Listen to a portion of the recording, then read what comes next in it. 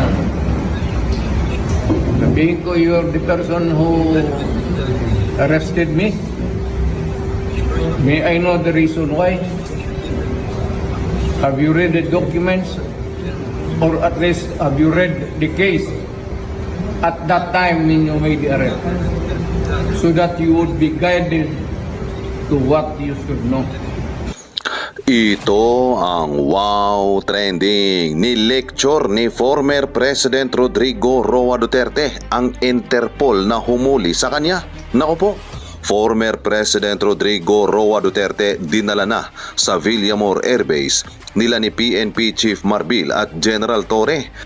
Pagkadating nga ni Tatay Digong sa NAIA galing sa Hong Kong ay agad itong kinuha ng mga pulis.